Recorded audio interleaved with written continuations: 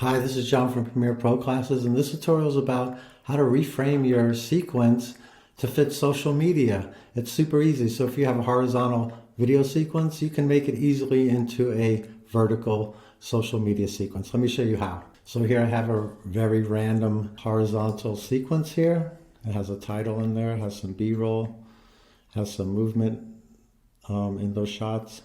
And now I want to go to social media, but I don't want to have to recut the whole thing.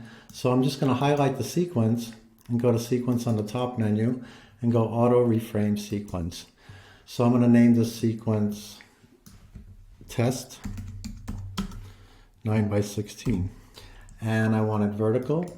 And so I have a choice. Do I want a horizontal, vertical, or a custom? I don't have a lot of motion in here. It's about normal motion, so I'm going to keep it at the default. But if I didn't have any motion or very little motion, I would put it on slower motion. Or if I had some really fast motion, I would put it on fast motion. Because it analyzes the clips and tries to find the focus of the motion, so it can keep your focus on what's important in the clip. I'm going to leave on don't nest clips so it keeps my motion adjustments and leaves my transitions.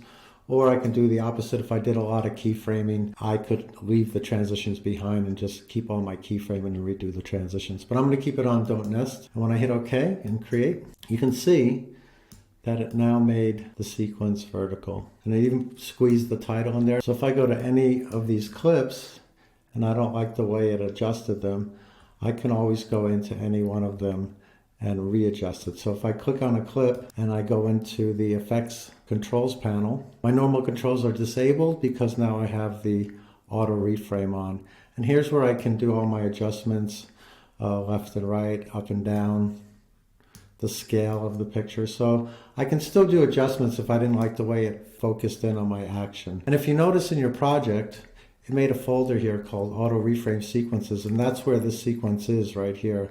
It lives in this folder. You can also go the other way around. If I have a vertical sequence like this one and I want to reframe it to a horizontal, I can do the same thing. I can go auto reframe sequence, and this time I want to make it horizontal, and I'll just leave a default name and default motion and default don't nest clip, and I'll hit create. And here, see how it found the head of the girl and it put her in the frame. So that's really how you can really quickly reframe your sequence to fit different social media platforms. Anyway, I hope you like this tutorial, understand reframing better, subscribe or like. Thanks for watching. See you next time.